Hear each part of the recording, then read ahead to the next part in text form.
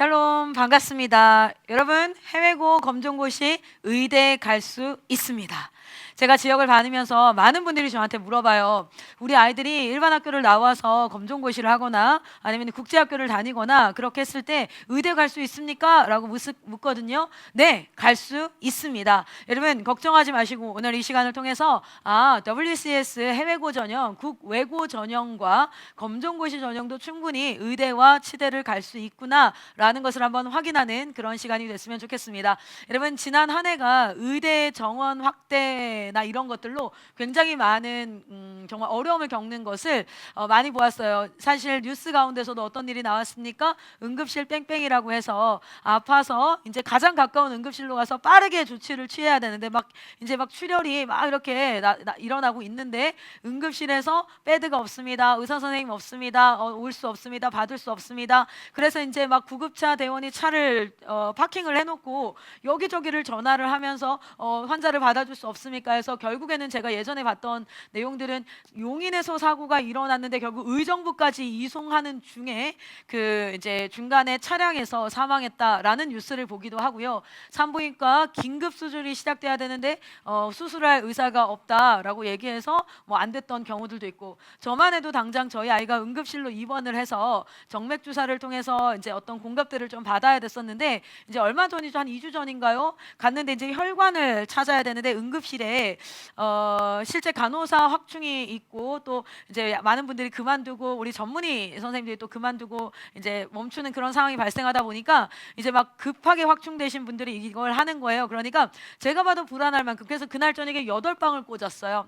다리에 팔에 8방을 이렇게 하는데도 결국 못해서 제가 부탁드렸어요. 어차피 입원할 거니까 소아병동으로 올라가서 입원 병동에 계신 간호사 선생님께 좀 받으면 안 될까요? 처음에는 거절하셨는데 아이가 8방을 찌르고 그 안에 혈관을 찾느라니까 죽는 소리를 하고 울어요. 그래서 그럼 그렇게 하세요 하고 올라갔더니 병동에 이제 한 4년차 5년차 된 간호사 선생님이 계셨어요. 그 전에도 우리 소망이를 알고 계시는 분이 이제 계셔서 한 번에 한 번에 이렇게 했어요. 그때 제 마음에 숙련된 의료 기술을 가진 자, 현장 경험을 가진 자, 이런 사람들이 우리의 생명의 절대적인 순간에 얼마나 필수 영역인가라는 것을 생각해 봅니다. 이 직업은 특별히 사명을 가진 직업이라고 할 수 있겠죠. 그냥 단순히 생계라든지 밥벌이 수단으로가 아니라 생명을 소중히 여기고 사랑하고 사명을 가지고, 그래서 의사 선생님들, 전문의 선생님들은 실제 대학병원에서 자기가 먼 거리에 살지 않고 가까운 아파트에 산다. 그래서 언제든 호출이 오면 내가 10분 내로 갈 수 있게, 그런 얘기들을 제가 종종 뉴스로 접해 봤어요. 그리고 그런 의사 선생님들이 이제 소천하셨을 때 전국 각지에서 그 은혜 입었던 많은 환자들이 나와서 장례에서 그 애도를 표하는 그런 것들도 봤습니다. 여러분, 이 멋진 생명을 구하는 대한민국의 필수 영역, 이 영역에 우리 다음 세대가 사명감을 가지고 나아갔으면 좋겠습니다. 의대 가는 길이 열렸지요. 사실은 원래 열려 있었는데 저희가 그것을 좀 더 자세하게 나누는 그런 시간을 갖도록 하겠습니다. 자, 오늘 2025년도 해외고 의대 전형입니다. 근데 의대뿐만 아니라 오늘 제가 준비한 과정은 치대 과정과 그리고 간호대 과정을 또 같이 준비했습니다. 실제 간호학과를 졸업하고 나서 뭐합니까? 의대로 편입을 하는 케이스들이 넓게 열려 있진 않지만 충분히 가능한 영역들이 있어서 제가 그런 부분들도 같이 한번 공부를 하면서 같이 알아가면서 우리 다음 세대의 길이 열려졌으면 좋겠어요. 우리 한번 가보도록 하겠습니다. 입시 설명을 계속해서 하다 보니까 아시겠지만 그래도요. 자, 저희는 수시를 이야기를 할 겁니다. 정시는 수능을 보고 간다라고 생각을 하시면 될 건데요. 자, 우리가 수시를 할 텐데 해외고 전형이 수시를 해요. 그랬을 때 두 가지입니다. 학생부 두 가지 교과 전형과 종합 전형이 있다. 그런데 여러분 아셔야 되는 게, 학생부는 두 가지의 지표를 나타내서 이 학생은 이 정도 수준이 됩니다. 당신 학교에 입학을 했을 때 나는 이 정도를 공부해낼 수 있는 사람입니다 라는 것을 나타내는데, 그 지표가 하나는 교과 성적입니다. 네, 교과 성적이 거기에 포함되어져 있고요. 그리고 또 뭡니까? 비교과 활동 내역들이 포함이 되게 되어져 있습니다. 자, 그래서 학생부 교과 전형입니다 라고 얘기하는 건 뭐겠습니까? 네, 교과 성적만을 가지고 가는 거고요. 학생부 종합 전형입니다 라고 얘기하는 것은 교과 성적뿐만 아니라 비교과 영역까지도 나는 다 평가를 받고 싶습니다. 그래서 저는 두루두루 전반적으로 그 학과 그 직업군에 굉장히 적합한 사람입니다 라는 것을 나타내고 싶고, 또 이제 학교 입장에서도요, 점수만을 가지고 사람을 들이는 일이지 않겠습니까? 그래서 이 사람은 어떤 사람이지, 이 학생은 어떤 가능성이 있는 친구이지, 이런 부분들을 확인하기 위해서 교과 종합 전형을, 교과보다는 종합 전형을 더 많이 쓴다라는 거, 인서울권 대학에서는 그렇다는 거 제가 지난 시간에 한번 말씀을 드렸어요. 자, 그러면 비교과에는 뭐가 있을까? 여러분 나중에 뒤에서도 나오겠지만요, 첫 번째는 창의적 체험 활동이라고 합니다. 말만 들어서는 뭔지 잘 모르겠으니까 제가 이거 한번 설명을 뒷페이지로 보여드리도록 할게요. 그리고 나면은 세부 사항 그리고 및 특기 사항, 특기 사항이라고 하죠. 특기 내용 이렇게 할 수 있는데요. 이게 세특이라고 얘기해서 요 두 부분이 비교과 내용으로 들어가 있다. 그리고 여기 뭐가 있습니까? 동아리라든지 여러 활동들을 했던 내용들이 들어가 있다라고 보시면 되겠어요. 자, 그렇게 해서 학생부 교과 전형과 종합 전형이 있는데, 대다수 외국 해외고 전형 그리고 검정고시 전형은 학생부 종합 전형으로 의대를 갈 수 있습니다. 드물게 논술 전형으로, 그래서 수리 논술이라고 하는데, 수리 논술이 수학 부분과 그리고 과학 부분에 대해서 논술을 집행을 해서 의대를 가는 경우가 있긴 합니다. 자, 그래서 우리는 오늘 요 학생부 종합 전형에 대해서 한번 가보도록 하겠습니다. 실제 저희 린유젠 학생들은 지금 해외고 전형으로 가능한데, 그 해외고가 가능한 이유가 뭐가 있죠? WCS라는 International Student 있죠. 그래서 우리가 국제학교 학생 과정으로 공부를 하고 있는 친구들이 요 전형으로 쓸 수 있고, 실제 검정고시생들 같은 경우에도 무엇을 통해서요? 대체 서식을 통해서, 얼마 전 뉴스를 보니까 검정고시로 이탈되어진 학생들의 퍼센테이지가 급격하게 올라가고 있어서 대학들도 이제 그 검정고시 풀을 그냥 예전에 비주류로만 놔두고 보기에는 어렵다라는 기사를 제가 본 적이 있습니다. 자, 그래서 WCS 나 검정고시 전형으로 충분히 의대를 갈 수 있다. 다만 조금 일찍 미리 준비하는 과정들이 필요하겠지요. 저희 본부에도 지금 치대 과정과 의대 과정을 준비하는 친구들이 있습니다. 기본 3년 정도를 준비할 예정이고요. 필요하다면 4년까지도 준비를 해서 이 소명의 멋진 자리로 아이들이 나아갔으면 좋겠습니다. 자, 아까 제가 말씀드렸던 부분입니다. GPA는, 그러니까 생활기록부는 세 가지가 포함되어져 있다라는 거예요. 첫 번째는 뭡니까? 창의적인 체험 활동이라고 합니다. 여기 오타 났어요. 창의적인 체험 활동이 아니라 이건 뭘까요? 세부 사항 및 특기 내용입니다. 그래서 세부 사항 및 특기 내용이고요. 자, 그래서 여기 체험 활동이 들어가 있고 교과 성적이 들어가 있고 생활기록부에는 세부 사항 및 특기 사항, 그래서 세특이라고 표현합니다. 자, 그러면 우리가 WCS에서 해외고 전형, 여러분 WCS뿐만 아니라 웬만한 해외고들은요 다 교과 성적만 있는 트랜스크립트만 나오게 돼 있어요. 그러니까 활동 내역들이 막 구구절절 우리나라처럼 생활기록부로 안 나오기 때문에 해외고 전형 아이들이나 또는 검정고시생들 같은 경우에는 학교에서는 무엇을 요구하겠습니까? 이것과 같은 거의 동일한 수준의 내가 평가를 좀 해보고 싶어. 그러니까 넌 나한테 그거를 대체 서식으로 좀 내줄래? 이렇게 얘기해요. 자, 그럼 여러분 이 대체 서식에 넣는 게 그냥 내가 했던 활동을 마냥 넣는 걸까요? 저는요 막 전도 활동을 했고요. 저는요 막 쓰레기 줍는 것도 했고요. 저는 막 이게 아니라요. 여러분 여기에 생활기록부에 들어갈 법한 내용들로 맞춰가는 건데요. 자, 창의적 체험 활동은 뭐냐면 스스로 자신의 관심사입니다. 굉장히 중요한 게 뭐냐면 관심사. 그런데 학교에서 봤을 때 이 친구의 관심사가 우리 학과랑 맞네? 이렇게 들어가야겠죠. 그래서 대체 서식은요. 학과와 전혀 상관없는 여러 가지 활동 내용을 쓰는 게 아니라 그 학과와 상관관계, 연관성을 지어서 대체 서식을 써야 돼요. 왜냐하면 대체 서식 개수가 또 사실은 제한이 되어져 있어요. 그러니까 세월아 내월아 여러 가지를 쓸 수 없어요. 학교 입장에서도 막 대체 서식을 100개씩 내. 많이 내면 좋은 줄 알고 그럼 그걸 다 어떻게 읽어보냔 말이에요. 그래서 가장 학과와 연관되어져 있는 거 작게는 5개, 많게는 20개 정도까지 이렇게 추려서 낼 수 있도록 되어져 있습니다. 그랬을 때 자율활동이니까 내 마음대로 했던 거 하면 됩니까? 아니에요. 학과와 연관되어져 있는 거. 그래서 학과 연관성을 가진 활동들을 넣는 것. 그리고 동아리 활동도 할 수 있으면 학과와 연관되어져 있으면 참 좋겠지요. 그래서 시골에 우리가 또는 뭐 필리핀 해외고 전형 같은 경우 필리핀의 난민 지역으로 가서 우리가 의료 봉사 활동을 지속적으로 했습니다. 그리고 구호 물품을 전달하는 그런 것들을 했습니다. 그 과정 가운데 아픈 환아들을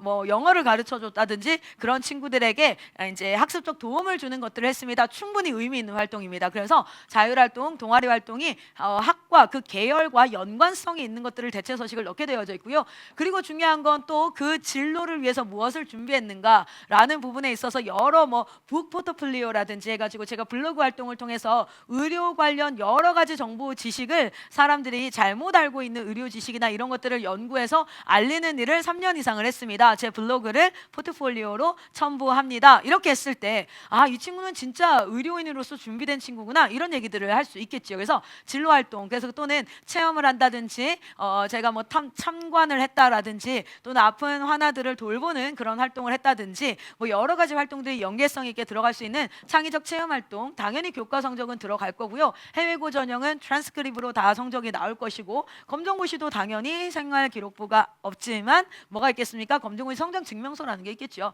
자, 그리고 세부사항 및 특기사항을 잘 모르시는 분들이 있어요. 그런데 이 뭐냐면 내가 이제 뭐냐면 해외고 전형을 공부했어요. 국내에는 어느 고등학교 나왔다 그러면 그 고등학교 수준을 웬만하면 알아요. 그리고 교육과정이 우리는 다 일괄 전국이 똑같습니다. 그런데 미국만 해도 각 시도청, 그러니까 시도청이라고 하면 좀 그렇죠. 스테이트, 주마다 달라요. 그러니까 이 친구가 고등학교 3학년을 졸업했다라고 한들 동일한 수학을 배웠지만 그 수학에 들어가 있는 내용들이 빠져 있는 것들 뭐 있는데 얘가 어디까지 배웠을까? 그러니까 대학교가 궁금한 건 뭐냐면 1학년이 입학을 만약에 100명이 했다면 졸업을 100명이 했으면 좋겠는데 입학을 100명을 했는데 얘가 적응을 못해. 예를 들어서 학습 수준이 좀 떨어집니다. 수업을 못 알아들어요. 그래서 이 친구가 그만둬요. 그럼 그 해에 갑자기 우리 그만뒀으니까 한 4월 달에 좀 더 뽑을까? 이걸 할 수가 없어요. 그래서 그나마 하는 것들이 뭡니까? 편입 과정을 통해서 학생들이 이제 자퇴를 하거나 또는 중간에 휴학을 장기간으로 하거나 이랬을 때에 비는 인원을 충당하기 위해서 편입 과정을 오픈을 하지만 그렇다고 편입을 막 30명, 40명 할 수는 없잖아요. 그러다 보니까 실제 뽑을 때 우리 학교 수업 얘가 들을 수 있을까? 이게 제일 궁금해요. 얘가 자퇴하지 않고 끝까지 이걸 다 해갈 수 있을까? 이게 제일 궁금하기 때문에 세부사항 및 특기사항은 뭐냐면요.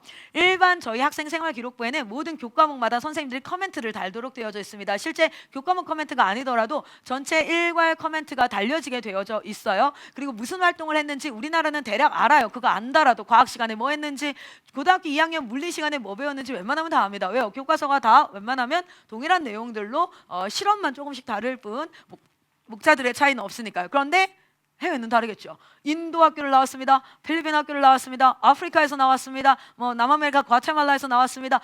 이거 다 해외고 맞잖아요. 뭐 우리가 미국만 해외고라고 하나요? 그렇지 않죠. 싱가포르입니다. 저는 타이완입니다. 다 다르다 보니까 그러면 이 친구는 뭘 공부했지가 너무 궁금한 거예요. 그래서 뭘 쓰게 하냐면 세부사항 및 특기사항, 이게 사실은 해외고전에서 굉장히 중요한데 이걸 많이 놓쳐요. 이거를 그냥 되게 간단하고 라이트하게 쓰는 경우가 있어요. 뭐냐면 그 고등학교에서 주요하게 사실은 어떤 부분 써야 될까요? 물리를 생물화학 같은 거 있죠. 그리고 수학 같은 거. 그래서 의료 계열로 갔을 때 꼭 공부를 했어야지만 다음 대학교 1학년, 2학년, 본과 1학년을 따라갈 수 있겠다라고 판단되어지는 교과목에 그 시간에 했던 활동들, 여기서 수학이라는 건 mathematic의 수학이 아니라 studying, running입니다. 그러니까 공부했던 내용들, 실험했던 내용들. 근데 여기는 공부 내용을 막 커리큘럼을 열거하는 게 아니라 내가 생물 2 시간에 세포에 대해서 어떤 실험을 했습니다. 내가 화학 시간에 탄소의 구성물에 대해서 어떤 실험을 했습니다. 어떤 활동을 했습니다. 어떤 영상을 통해서 탐구를 하고 또는 어떤 지도 교수를 통해서 내가 이것들을 연구하는 시간을 가졌습니다.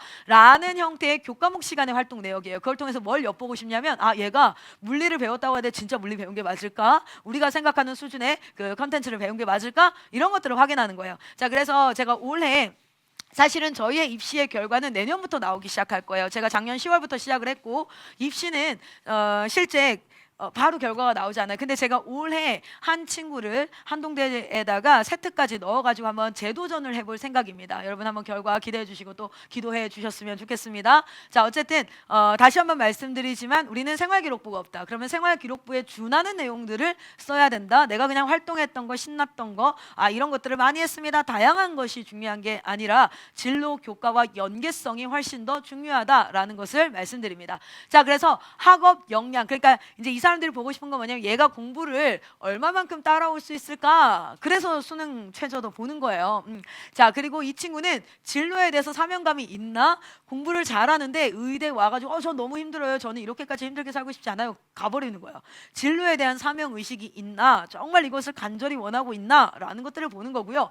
그리고 굉장히 중요한 게 중에 하나가 뭡니까? 공동체 역량이라는 게 이 친구가 어울려서 어떤 한 공동체의 구성원으로서 살아가는 그런 역량들이 있나? 라는 것들을 좀 평가합니다. 우리 여기는 이제 예시가 뭐냐면 경희대가 2025년도 경희대에서 모집 요강을 냈을 때 과연 학업 역량이 뭔지에 대해서 정리를 쫙 해놨어요. 우리는 이런 거 볼 겁니다. 좋은 예시가 될 것 같아서 제가 좀 한번 가져와 봤습니다. 여러분이 대체서식을 쓰고 자소서를 쓰게 된다든지 면접을 들어가게 된다든지 했을 때 커멘트들이 이런 내용들을 뭐 할 수 있어야 돼요? 흘려내듯이 사람들에게 의사를 정보를 흘려내서 전달할 수 있어야겠죠. 자, 학업 역량이라는 건 대학 교육을 충실히 이수하는 데 필요한 학습 능력이 갖추어져 있나? 라는 것들을 확인하는 겁니다. 그래서 실제로 학업 성취도는 점수로 확인을 할 거예요. 그래서 우리가 국어, 수학, 영어, 사회, 과학 등의 교과 성적은 충분한가? 라는 것들을 통해서 보는 거죠. 점수가 어느 정도 나오는가. 그러니까 WCS를 하더라도 몇 점이 나와야 돼요? 못해도 96점 이상이 나와야 된다는 겁니다. 의대 가려면요. 당연한 거 아니겠습니까? 자, 그리고 그 외의 교과목의 성적은 어떠한가? 유난히 떨어지는 과목이 있나? 라는 것들도 확인을 합니다. 그런 부분들도 보게 되고요. 학년별 성적 추이의 그래프를 보는 것을 하는데요. 그때 봤을 때 실제 높았다가 떨어져서 에버리지가 있고요. 점차적으로 상승하는 기류가 있는데 이게 훨씬 더 유리하겠죠. 그렇다고 고등학교 1학년 때 공부 못하라는 건 아니에요. 떨어뜨리라는 건 아닙니다. 그러나 학년별 성적의 추이 또한 살펴보아서 동점자 기준이 되었을 때에 여러분 누구를 뽑아야 될까요? 40명을 뽑아야 되는데 마지막 40번째 학생을 봤을 때 동점자예요. 누구를 뽑지? 그런 것들을 봤을 때 이런 작은 요소들이 영향을 미치게 된다는 거죠. 자, 그리고 학습 태도는 어떠했는가라는 것들이 면접이나 이런 곳에 포함이 되어져 있습니다. 얼마나 적극적으로 수업에 참여를 했고 단순히 가르침 받고자 하는 내용뿐만 아니라 더 이상의 어떤 사고들을 해왔는가, 자발적으로 그것들을 했는가, 그리고 지적 호기심은 어떤가, 정말 배우고 싶어 하는가라는 것들이 나타나고 실제 내가 교과 수업 활동을 통해서 추가적인 학습이 이루어졌던 내용들을 질문을 우리가 면접이나 이럴 때 답변을 했을 때 훨씬 더 효과적인 내용들로 우리가 구성해서 갈 수 있다라는 거죠. 자, 그리고 이제 우리가 진로 역량 같은 경우에는 전공 관련해서 필요한 교과목을 다 공부했는가. 의대 같은 경우는 생물화학이죠. 그리고 수학이죠. 그런 부분들을 했는가. 그리고 실제 그 부분에 있어서 점수는 어떻게 나오는가라는 정도의 수준들이 평가된다라고 보시면 됩니다. 아까 말씀드렸다시피 실질적으로 학업 역량, 진로 역량, 공동체 역량을 주안점으로 보기 때문에 그런 거겠죠. 자, 그리고 나서 실제 여러분 의대를 간다라고 했을 때 못해도 3년에서 4년 정도는 소요된다. 내가 준비해야 된다라고 생각을 했으면 좋겠고요. 그래서 지금은 18 좀 늦은 친구가 있어요. 근데 그 친구가 19 정도 됐는데도 저는 3년 정도 준비하겠습니다 라고 도전하는 친구가 있고요. 그리고 17살인데 제가 한번 2년 만에 해보되 그 친구는 고등학교 1학년 과정을 어느 정도 수학을 해서 거의 1등급이 다 나오기 때문에 충분히 2년 정도도 가능하지 싶어요. 그런데 제가 이제 추천드리는 것은 중학교 1, 2학년 친구들이 컨설팅을 통해서 마음을 정하고 뜻을 정하고 마치 다니엘처럼요. 그리고 나서 그것을 향해서 달려가기를 소망합니다. 저희 본부에서는 미래의 전당이라는 것들을 준비하고 있습니다. 미래의 전당이라는 게 뭐냐면 여러분 많이 들어보셨을 거예요. 뭐요? 명예의 전당, 그렇죠? 명예의 전당은 실제 그 아너러블하게 명예로운 일을 이룬 사람들의 이름을 올리게 되어져 있죠. 사진을 올리기도 하고요. 근데 미래의 전당은 뭐냐면 내가 그 명예의 전당에 이러한 플랜과 계획을 통해서 가겠습니다 라는 친구들이 먼저 지금 올려서 선포하는 겁니다. 선포의 능력이 있는 줄 믿습니다. 선포하고 그리고 나서 3개월에 한 번씩 자기가 선포한 일이 어떻게 성취되고 있는지 실시간으로 같이 공유를 하려고 합니다. 그러면 우리가 기도하는 분들도 참 재밌게 힘을 내어서 같이 기도하고 공부하는 친구들도 동기부여가 되지 않겠습니까? 동기부여가 돼서 자기가 조금 나태해질 때 자기를 붙잡을 수 있는 굉장히 좋은 힘이 될 것이고요. 또 그 아이의 성장의 과정 자체가 우리에게는 뭐가 됩니까? 간증이 되고 은혜가 되는 그런 시간이 될 텐데 자, 그래서 중학교 1, 2학년 정도 때부터 시작해서 준비하는 모든 과정들을 함께 하면서 대한민국 가운데 소망을 제시하는 그러한 일들이 일어났으면 좋겠습니다. 제일 먼저는 여러분 의대 준비, 치대 준비를 하려면 국외고, 그러니까 해외고의 성적을 관리를 해야 됩니다. 못해도 96점 이상 정도가 돼야지 A로 처리가 될 수 있기 때문에 국외고 성적을 철저하게 관리하는 것 굉장히 중요하고요. 자, 그리고 아까 보셨다시피 생활기록부가 없기 때문에 대체서식을 쓰게 될 텐데, 그 대체서식에 들어갈 수 있는 체험활동이라든지 세부능력 특기사항 같은 것들을 준비를 해서 하나하나 차근차근 한 2, 3개월에 하나씩을 꾸준히 해서 준비하는 그런 과정을 해야 할 겁니다. 그리고 제일 좋은 건 사실 제가 좀 이따가 알려드릴 텐데 수능 최저가 없이 가는 과정이 있어요. 그런데 과정은 열려 있지만 합격률이 높다라고 제가 말씀드릴 수는 없어요. 왜냐하면 대학 입장에서는 해외고에서 오는 아이들을 뽑을 바에는 정말 열심히 의대를 준비했던 국내고 학생들을 뽑는 게 좀 더 안정적이에요. 그러니까 대체 이제 서울대 같은 경우에도 수준이 미달하면 아예 뽑지 않는 거 아시죠? 우리가 미달이 될지언정 수준이 미달된 친구들은 뽑지 않겠습니다 라고도 얘기를 하거든요. 자, 그런데 우리가 수능 최저가 딱 들어갈 수 있게 된다면 대학에서는 금상첨화입니다. 와, 국외고 전형을 통해서 넓은 시야를 가지고 영어까지 풀리하게 되는데 이 친구가 수능 최저까지 맞출 수 있어? 야, 그러면 의대 올만하지 라고 하기 때문에 훨씬 더 입시 결과는 수능 최저가 있는 과정이 좋습니다. 자, 그래서 저는 개인적으로 우리 리누젠 학생들이 국외고 WCS를 준비하면서 수능 최저를 틈틈이 준비할 수 있다면 그러면 치대 의대 준비해 볼 만하다라고 생각이 들어요. 자, 봅시다. 전년도 서울대, 연대, 고대, 성균관대, 한양대, 중앙대, 경희대 이렇게 이제 제가 국립 지방 겁점대와 국립대, 경기권 대학들과 더불어서 서울대까지 해서 외국 고등학교 입학 학생이 여기 다 더해보면 3,130명 정도 됩니다. 근데 인원이 조금 줄었어요. 2,800명 정도 되거든요. 네, 그래서 인원이 조금 줄었어요. 근데 이것은요, 덜 뽑았다라기보다는요, 실제로 인원수가 지원 인원수가 많이 줄었습니다. 그러니까 인구 절감이 어떻게 되는 거예요? 계속해서 체감이 된다라고 보여지지요. 많이 뽑는, 제가 이걸 왜 이렇게 했냐면요, 연대 같은 경우 보시죠. 연세대 같은 경우에는 굉장히 많이 뽑는 편에 속합니다. 자, 그리고 뭐 고려대도 적게 뽑지는 않죠. 근데 고려대가 굉장히 많이 급감했어요. 그러면서 이제 여기가 뭐가 됐습니까? 논술 전형을 열었죠. 고려대는 논술 전형을 열었습니다. 성균관대도 적게 뽑지는 않습니다. 한양대는 인원수가 오히려 한 70명 정도가 는 상태고요. 중앙대 같은 경우, 그리고 경희대도 굉장히 많이 뽑는 학교 중에 하나다. 그래서 해외고를 갈 때는 이런 대학들을 조금 타겟팅 해보는 것도 나쁘지 않겠다라는 것을 좀 보여드리려고 이렇게 한번 비교 분석을 해봤습니다. 자, 그러면 본격적으로 한번 가볼까요? 자, 우리가 수능 최저를 반영하지 않는다라고 하는 대학들입니다. 서울대, 성균관대. 근데 성균관대는 여러분 20명을 모집했는데 의대 정원 확대, 물론 지방 의대들이 훨씬 더 정원 확대를 많이 했죠. 그럼에도 불구하고 성균관대가 50명으로 30명이 인원의 TO가 늘어버렸어요. 고려대 같은 경우도 그렇고요. 중앙대도 이제 전형을 2개로 나누어 가지고 한 21명 정도를 뽑고요. 한양대 30명 뽑네요. 인하대도 원래 16명이었는데 42명으로 인원을 많이 받게 됩니다. 자, 이런 식으로 하고, 그런데 제가 말씀드렸다 이렇게 요 전형들, 그러니까 학생부 교과나 지역인재 전형은 쓸 수가 없고 종합 전형에서도 여기는 쓸 수가 없고, 요 지금 보여지는 경희대 이상에 있는 서울대, 성균관대 여기는 수능 최저가 반영되지 않고요. 뭐로요? 대체 서식만으로 들어갑니다. 대체 서식만으로 이제 우리가 입학이 가능하기 때문에 수능 최저를 준비하지 않는 친구들 같은 경우는 여기에도 한번 도전을 해보고요. 수능 최저를 준비하는 친구들도 어차피 동일한 대체 서식을 준비해야 되기 때문에 여기도 한번 써보는 것도 나쁘지 않아요. 그런데 어디 수시는 6개라는 제한이 있다 그랬어요. 그 6개의 수시 제한 안에서 한번 선택을 해보면 좋겠습니다. 자, 그러면 수능 최저, 이게 여기가 대체 서식을 이렇게 받겠습니다. 뭐냐면 서울대 기준입니다. 아까 서울대가 몇 명 정도 뽑는다 그랬죠? 서울대가 49명을 뽑네요. 예, 적지 않게 뽑아요. 수능을 보지 않은 친구들, 해외고 전형을 갔다가 들어온 친구들. 그때 수능 서울대에서는 대체 서식에서 이런 것 좀 너희가 어필을 해줬으면 좋겠어 라고 보여준 게 무엇이냐면 너의 실제 지적인 성취는 얼마나 됐니? 라는 걸 보여달라는 거예요. 왜냐하면 네가 했던 그 공부가 우리 학교에 와서 정말 공부를 할 수 있는 수준이야 라는 거, 그리고 나서 학업에 대한 지적 호기심을 나타내줬으면 좋겠어 라는 걸 뭘로요? 학업 관련 수상 내역. 네가 어떤 교과에서 우수상을 받든지 아니면은 성장했던 그런 그 디벨롭 됐던 그런 것들에 대한 상을 받든지, 그리고 세부 능력 평가를 통해서 뭘 써줬으면 좋겠어? 너는 어떤 내용을 활동하고 공부했는지를 좀 써줬으면 좋겠어 라고 되어져 있습니다.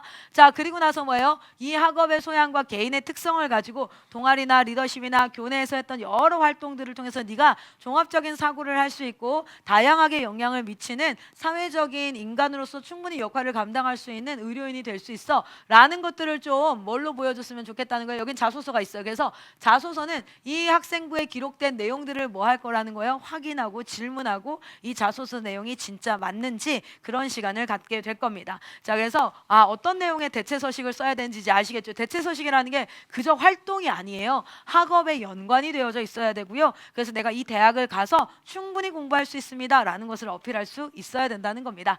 자, 그러면 좀 넘어가 볼까요? 수능 최저가 있는 과정인데요. 219명을 뽑았는데 올해 287명으로 제가 서울권 대학을 좀 많이 준비해 왔다 보니까 증가율이 좀 적어 보인다라고 느낄 수 있지만 여러분 31% 상승입니다. 굉장히 많은 상승이죠. 인원수가 많이 늘었어요. 자, 그래서 보시면 이렇게 학생부 종합에 수능 최저 미반영이 이렇게 있었다면 그때 말씀드렸어요. 여기는 갈 수 없습니다 라고 얘기했고요. 이렇게 있었다면 지금 인원이 조금 바뀌었어요. 49명이었고요. 성균관대가 몇 명이었습니까? 아까 꽤 많이 늘었는데 성균관대가 50명이었죠. 네, 여기 지금 수정이 안 된 것 같네요. 전 페이지로 보셨으면 좋겠어요. 50명 정도 됩니다. 이렇게 이제 중앙대도 이름이 좀 바뀐 상태였어요. 근데 인원수는 거의 동일합니다. 이렇게 꽤 많은 인원이 수능 최저 미반영을 하는데 수능 최저 반영하는 곳은 아주대 늘고요. 여기 뭐 이제 그 한림대 같은 경우에도 그렇고 굉장히 많이 늘었습니다. 연세대, 고대, 이대 뭐 이렇게 해서 가천대까지 해가지고 많은 친구들을 하는데 요게 조금 더 입시 결과가 좋은 이유가 대학 입장에서는 수능 최저라는 명확한 기준 안에서 이 아이가 이 정도 점수를 받았기 때문에 뭐 의심할 여지 없죠. 그래서 대체 서식이 조금 더 라이트하게 들어가도 수능 최저가 있는 교과는 훨씬 더 입결이 좋았다라는 것을 지난 시간을 통해서 볼 수 있습니다. 자, 그러면 한번 좀만 더 봅시다. 서류를 제출할 때 대체 서식 서류를 제출할 때 연세대 같은 경우에는 당연히 성적 증명서, 이거는 비교과 활동 기록표, 어떤 비교과 활동을 했는지에 대한 표로 세부사항 내역서가 아니라 리스트업을 하게 되어져 있고요. 그리고 그것에 대한 증빙 서류와 자기소개서, 그리고 실제로 공인 어학 성적이라든지 수학, 과학, 외국어 교과에 대한 교회 수상실 적은 기록하지 못하도록 한다라는 거요. 그리고 이제 AP 과정이라든지 IB 과정을 같이 공부했던 친구들은 실제 공부했던 고등학교 3년 기간 내에 예를 들어 2025년도에 내가 지원을 할 거라면 언제요? 2023년도부터 3년, 4년, 5년도가 되겠죠. 2년도부터 2024년도 내에 수학한 내용들만 기재할 수 있다라는 거죠. 뭐 고려대 같은 경우도 똑같습니다. 근데 여기서 한 가지 추가되는 게 그 학교에 대한 자료를 요청하기도 해요. 예를 들어 이런 거죠. 그 고등학교에 스쿨 프로파일을 요청을 한다든지, 그 학교는 여기 안에는 뭐가 포함되어져 있어야 되냐면요. 이 안에는 그 학교는 어떻게 성적을 퍼센테이지로 하는지, 아니면 리마크가 어떻게 되는지, 예를 들어 100점에서 95점까지가 A입니다. 94점에서 90점까지가 B입니다. 이런 그 성적을 나누는 체계를 요구합니다. 자, 그리고 봅시다. 출입국 사실 증명서를 요청하는 그런 곳들도 있고 이렇게 여러 가지 다양한 것들을 확인할 수 있습니다. 자, 그래서 이제 요것도 한번 상세하게 좀 알아봐야 되는데, 저희가 그래서 3, 4년 전부터 이 아이들을 이제 타겟팅을 하면 나중에 요걸 준비하는데 나는 고려대를 꼭 가야겠어요, 반드시 내가 수시에 넣고 싶습니다 하는 친구들은 출입국 기록을 남겨야 되겠죠. 그래서 출입국 기록도 준비할 수 있도록 해야 합니다. 자, 보겠습니다. 그리고 수능 최저 기준을 보면요. 수능은 무슨 과목이 있습니까? 국어 과목을 기반으로 영어 과목, 그리고 수학 과목, 이렇게 메인 코어 과목이 있고, 그리고 나서 과탐을 준비하겠죠. 물론 사탐도 가능하다라고 할 수 있겠지만 사탐을 공부하고 의대를 갔을 경우 생물 1, 화학 1, 생물 2 뭐 이런 것들이 안 돼 있기 때문에 사실은 학습을 하는데 굉장히 어려움이 있어요. 당연히 과탐을 준비해야 됩니다. 자, 그래 봤을 때 네 과목이라고 하면 뭡니까? 전체 다라는 거죠. 네 과목인데 과탐은 내가 생물 1 한 과목만 봐도 됩니다라는 곳이 뭐예요? 한 과목만 봐도 됩니다라는 학교예요. 그렇죠? 보이세요? 이화여대라든지 어디입니까? 계명대라든지 경상대는 한 과목. 그런데 기본적으로 과탐은 두 과목을 봐야 합니다. 이렇게 또는 생물을 2를 볼 수도 있죠. 1, 2로 이렇게 갈 수도 있죠. 자, 그래서 두 과목을 봐야 합니다. 뭡니까? 고려대라든지 아주대라든지 전북대. 그 뒤에 절사라고 되어져 있는 건 뭐냐면 평균 등급을 냈더니 얘네들을 다 이제 등급합을 이렇게 이제 냈더니 뒤에 2.5가 됐다. 그러면 5를 떼내고 그냥 2등급입니다 라고 쳐주겠다는 거예요. 무슨 뜻이냐면 과탐 두 과목의 평균을 냈더니 과탐 두 과목의 한 과목은 1등급이고 한 과목은 3등급이에요. 그러면은 2등급으로 깔끔하게 떨어지는데 얘가 한 과목은 이제 1등급인데 한 과목은 4등급이에요. 그럼 몇 등급이 돼요? 2.5등급이 되잖아요. 그러면 뭐 해주겠다? 절사. 그러니까 이 뭐죠? 그 소수점 이하는 없애주겠다. 2등급 쳐줄게. 절사가 훨씬 더 유리하죠. 절사가 훨씬 더 유리합니다. 자, 그리고 얘는 소수점 첫째 자리까지는 계산할 거야라는 겁니다. 네, 이건 아마 충분히 이해하실 수 있을 거라서요. 이렇게 봤을 때 고려대 같은 경우에는 네 과목 합 다 뭡니까? 5등급이다. 그럼 뭐예요? 기본적으로 다 1, 1, 1 뭐야 돼요? 2. 이렇게 떴다. 그러면 총 뭐가 됩니까?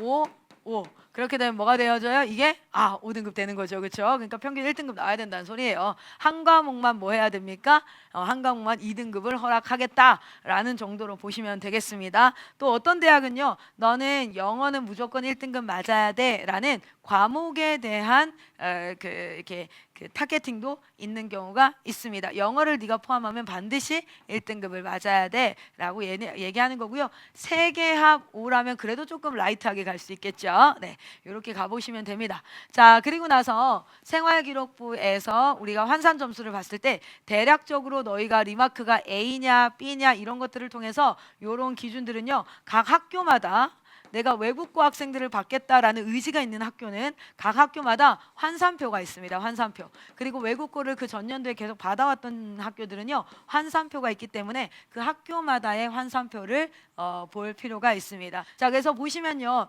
학생부 성적이 없는 친구들은요. 뭐합니까? 검정고시든 뭐든지 간에 외국고등학교에서 취득했던 점수를 가지고 계산을 하게 되어져 있습니다. 이거는 저희가 기독교 입시지원센터에서 각 학교를 초이스하고 나면 이것들을 계산하고 환산하는 것들은 개별적으로 진행을 할 텐데 어떤 데는 어떤 교과목에 대해서 어드밴티지를 주는 것도 있고요. 그냥 균등하게 이제 계산을 하는 그런 것들도 있습니다. 자, 보시면 다시 한번 좀 더 볼까요? 그리고 이제 여기는 뭐냐면 학생부 교과 전형이 없지 않습니다. 학생부 교과 전형에서 수능 최저를 가지고 가는 전형 전북대, 영남대. 자, 보세요. 이게 뭐냐면 지방권에 있는 의대들 있죠. 지방권 의대. 여기 숫자 조금 더 제가 수정 한번 해서 수정 파일로 더보기란에 올려드리도록 할게요. 자, 요 지방권 대학들은 이 자료가 사실은 제가 올해 초에 만들었어요. 그러다 보니까 이 자료에 의대가 증원되어진 자료는 앞에 서울 쪽 대학만 들어가 있고 그 뒤에 대학들은 제가 추가하지 못했습니다. 요거는 제가 더보기란으로 추가해서 넣어서 정확한 정보로 전달을 해드리도록 할게요. 확실히 보시면 여기 이제 교과가 많고요. 종합전형까지 평가하지 않겠다. 그냥 교과 성적만 보고 그리고 수능 최저 걸고 가겠다. 이렇게 하면 조금 더 편하죠. 뭐 의대 입시가 완전 편한 건 아니겠지만 그런데 대다수 어떻습니까? 충남대, 경상대, 어떻게 됩니까? 영남대, 전북대 뭐라고 보여져요? 지방 거점 국립대학들이 이런 식의 그 입시를 차용하고 있다라는 것들을 보실 수 있을 거예요. 자, 의대 과정은 여기까지 하고요. 치대 과정 한번 보도록 하겠습니다. 해외고로 치대를 간다라는 거 가능하다는 거예요. 자, 한번 가볼까요? 자. 해외고 치대는요. 수능 최저 미반영일 경우에는 경희대 과정이 있습니다. 그래서 학생부 종합전형 제가 종합전형 이미 설명했기 때문에 추가 설명하지 않고요. 자, 그리고 나서 최저를 반영한다라고 봤을 때 국립강원대라든지 강릉 원주대, 경북대, 전북대, 연세대, 단국대 단대는요 치과로 굉장히 유명한 대학이죠, 그렇죠? 원광대 그리고 뭐 조선대 이렇게 수능 최저를 같이 본다라는 두 전형. 이게 제가 무슨 말을 얘기하고 있는 거냐면 충분히 대학을 갈 수 있다라는 것을 제가 여러분에게 계속 반복적으로 말씀드리는 겁니다. 자, 그리고 수능 최저를 봤을 때 치대는 의대가 4과목 합인 것에 반해 치대는 대다수 3과목을 요구하게 되어져 있습니다. 그리고 영어를 넣을 때에는 영어를 넣어도 상관은 없어. 그런데 영어를 넣을 거면 국어나 수학 중에 반드시 평균 등급이 아니라 하나는 1등급이 보세요. 국어, 수학 중 한 개 과목을 포함하여 1등급이 2개가 있어야 된다라는 조건이 붙어요. 왜냐면 외국 학생들에게 외국어 전형, 그러니까 영어 등급을 내는 건 쉬우니까 나머지 교과목 등급을 좀 확보하겠다라는 뜻이지요. 그러니까 네가 수학을 더 잘했으면 좋겠어, 네가 과학을 더 잘했으면 좋겠어 라는 것을 의미하는 거죠. 네네, 그렇게 해서 이제 이렇게 가고요. 그리고 학생부 종합 전형이 아니라 학생부 교과, 그러니까 너 성적만 볼 거야, 대체서식 안 볼 거야 라고 하는데 수능 최저를 반영하는 기준은 어디 있습니까? 전북대, 조선대 과정이 있습니다. 그리고 되게 중요한 것 중에 하나가 인원수를 조금 그래도 넉넉히 뽑는 그런 것들을 지원하는 것이 훨씬 더 입결에는 유리할 겁니다. 3명을 뽑는데 후보 빠지는 것들도 20명 중에서 후보가 이제 앞에 아이들이 다른 데도 합격이 돼서 빠질 확률과 3명 중에 빠질 확률은 또 많지가 않죠. 그래서 인원수도 같이 보면서 저희는 입시를 좀 진행을 할 예정입니다. 아마 치대 입시 같은 경우에는 2년 뒤에 여러분은 리뉴젠 결과를 한번 보실 수 있을 것 같아요. 자, 그래서 동일하게 각 학교마다 전북대, 조선대 뭐가 있습니까? 점수 환산표가 각자마다 다 포함이 되어져 있고요. 치대 같은 경우에는 정말 반가운 소식은요, 검정고시생들이 방금 제가 얘기했던 모든 전형에 지원이 가능하다는 겁니다. 와우, 네. 자, 그리고 학생부 교과 전형에서 수능을 선택했을 때 세계 영역 합 5등급 뭐 이런 것들 있죠. 과탐도 조금은 라이트하게 한 과목씩만 해도 됩니다라는 것이 있어요. 그래서 저는요 개인적으로 치대를 준비해 보는 것도 참 나쁘지 않다. 그리고 본부에 지금 17살 친구 중에 한 명이 치대를 준비하고 있거든요. 나쁘지 않은 전형이다, 나쁘지 않은 전력이다라는 생각이 듭니다. 자, 그리고 또 의료 계열에 종사를 하고 싶으나 의대나 치대까지는 아니다라고 생각되는 친구들 중에 정말 사명감 있고 헌신되어진 자들이 간호학과로 너싱 쪽으로 좀 갔으면 좋겠는데요. 간호대학은 실제로 자대병원이, 그러니까 본인의 병원이 있는 곳을 제가 좀 조사를 했습니다. 이런 곳들이 있다라는 것이지요. 자대병원이 있는 곳들입니다. 이렇게. 자, 그렇게 봤을 때 지금 수능 최저를 보긴 하지만 생각보다 갈만하다라고 하는 것 중에 하나가 수능 최저 보지 않고 검정고시로 갔을 때 굉장히 좋은 유리한 곳이 차의과대학입니다. 네네, 포천까지 가는 게 조금 부담스러울 수 있지만 우리 포천의 공동체도 있는데, 그렇죠? 자, 여기 보시면 한림대학교 같은 경우에서도 수능 최저 3개 등급이 합이라는 건 이건 진짜 거저먹기죠. 3, 3, 4도 괜찮지만 영어가 하나 1이 나와버리면 나머지는 4와 5가 떠도 충분히 수능 최저를 맞출 수 있다라는 거니까 이건 뭐 정말 괜찮은 전형이에요. 검정고시 그리고 해외고 전형 둘 다 지원이 가능합니다. 그 외에 건양대 같은 경우에는 수능 최저가 아예 없는 상태, 뭐 이런 것들 한번 쭉 확인을 해보시면 자료 정리해 두었습니다. 이렇게 봅니다. 자, 그럼 입시 결과는 그러면 어떻게 될까? 입시 결과는 자 봅시다. 자, 실제 검정고시 100점이면 비교 내신을 2등급으로 쳐줄 겁니다. 합격자 평균이 1.97이니까 충분히 검정고시 만점자들이 수능 최저 없이 간호학과를 갈 때 지원해 볼 만한 꽤 괜찮은 대학이다라는 게 이번에 제가 좀 발견이 됐고요. 자, 그리고 이제 한림대학교 같은 경우는 비교 내신이 3등급 정도 떠요. 검정고시 만점이면 어떻게 됩니까? 합격자 평균이 요 정도 되니까 조금 어려울 수도 있겠죠. 그런데 이제 뭐라고 그러죠? 후보 번호를 부여받고 나서 이제 1차 빠지고 2차 빠지고 이렇게 한 3번, 4번, 요즘에는 입시 결과가 5번까지 로테이션을 돌기도 하거든요. 그렇게 봤을 때 어디까지는 건양대도 조금 어려울 수 있긴 하겠어요. 그러나 순천향대까지는 충분히 써볼만 하다라는 생각이 듭니다. 자, 그리고 그 외에 이제 수능 등급이 수능 최저가 잘 나와야겠지요. 이런 친구들. 그리고 해외고 전형, 지금 제가 검정고시 비교 내신만 써놨는데 해외고 전형은 이것보다 훨씬 더 높게 비교 내신을 받을 수 있기 때문에 해외고 전형으로 검정고시를 해서 수능 최저 준비하는 것도 나쁘지 않다. 그래서 WCS 하는 친구들에게도 리뉴젠 아카데미를 통해서 무엇을 준비하면 좋겠냐면 수능 최저를 준비하는 것을 미리 좀 생각을 해서 갈 수 있다면 충분히 의료 계열 쪽에 여러분이 승산이 있다라는 것들을 한번 말씀드려 봅니다. 자, 오늘은 여기까지 준비를 했습니다. 물론 이제 인제대라든지 여기도 사실은 해볼 만한 대학 중에 하나지요. 자, 제주대학교는요, 우리가 1등급 100점 맞으면 2등급을 해주는데 합격자 평균은 3.35예요. 충분히 합격할 수 있다라는 것이죠. 자, 이렇게 봤을 때 강원대학교도 그렇고요. 자, 충북대학교도 충분히 해볼 만하다라는 것들. 그래서 이런 대학들을 하나하나 여러분이 잘 보시고 아이들과 이 내용들을 나눠 보시고 컨설팅도 받고 미래를 준비할 수 있었으면 좋겠습니다. 제가 전국을 다니면서 부모 교육을 하고 있습니다. 왜 그런지 아십니까? 아이들은 한번 자라나면 그것이 고착화되어져요. 그래서 어렸을 때 여러분 애들이요, 처음 발길질하고 싸울 때 그때 부모님이 어떤 태도를 취하냐가 나중에 아무렇지 않게 평화롭게 살 수 있냐, 아니면 아이들이 막 치고받고 싸우는 그런 가정의 지옥 같은 과정을 우리가 겪어야 되느냐, 이것은 다 무엇이냐면 시작점이 중요합니다. 제가 지금 청년들을 대상으로, 부모님들 대상으로 부모 교육을 많이 다니고 있는 건 대안학교 사역을 20년간을 해보니까 알겠어요. 대안학교 사역에서 여러분 이미 자라난 나무를 가지치기 하는 건 생각보다 아프고 어려운데, 자라나는 묘목을 건강하게 자랄 수 있도록 이렇게 하는 것들이 훨씬 더 유익하다라는 것을 알게 되어서 제가 부모학교를 어제도 막 속초 가고 막 지금 이제 어디입니까? 또 이번 주는 우리 조선족 팀이 또 저를 불렀어요. 조선족 분들도 부모로서 자녀 교육이 너무나 이제 어려움 가운데 있으니 한번 저희가 인사이트를 받기를 원합니다. 이렇게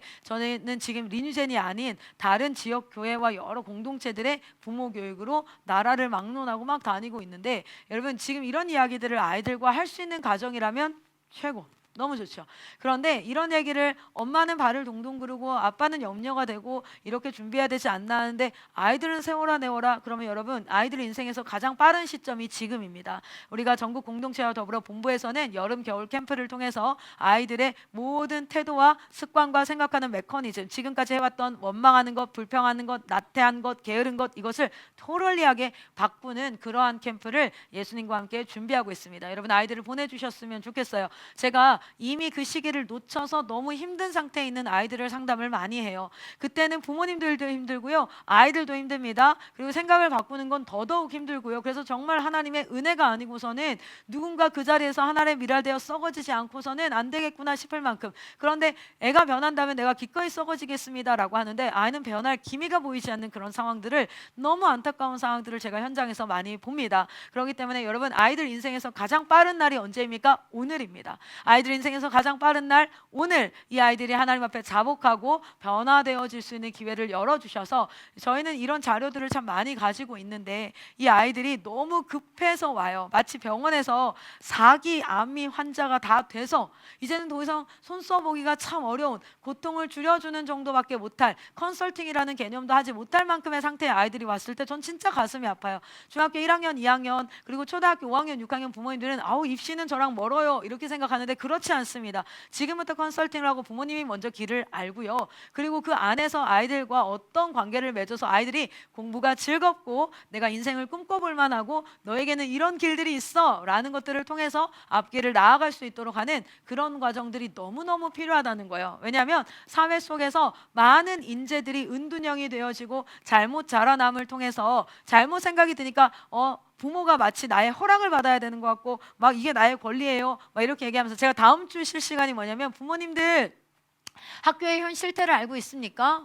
라는 제목입니다. 부모님들 아이들의 현 실태를 알고 계십니까? 라는 부분이에요. 잘 아시겠지요? 그런데 또 잘 모르십니다. 그래서 제가 그 부분을 같이 한번 나눌 텐데요. 여러분 같이 우리 다음 세대를 세워가는 일에 함께 동참해 주셨으면 좋겠습니다. 본부는 여러 가지 시스템을 구축하고 지역교회와 더불어서 본부가 하는 것들은 지역교회 팔로업에 따라서 충분히 지역교회에서 거의 100% 가깝게 실현이 될 수 있습니다. 그렇기 때문에 지역과 본부의 연합을 통해서 대한민국의 청소년들이 살아나기를 바라고, 실제 본부 사역에 여러분 많이 기도해 주시고 이런 일들이 결과로 나와서 많은 분들이 열매를 통해서 하나님을 찬양하고 영광 올려드리는, 그리고 그 과정을 미래의 전당 실시간으로 아이들과 나와서, 제가 다다음 주부터 시작입니다. 미래의 전당에 이름을 올릴 아이들과 나와서 아이들이 직접 자신의 플랜을 선포하고 저는 거기에 대해서 간단하게 코칭하고 컨설팅하고, 그리고 3개월 뒤에 만나요 이렇게 하면서 진짜 3개월 뒤에 한 번씩 나오는 그런 멋진 시간들을 가질 텐데, 그 과정을 통해서 또 하나님이 영광 받으시기 되시기를 간절히 소망합니다. 네, 오늘 질문이 없다면 여기까지 마치도록 하겠습니다. 감사합니다.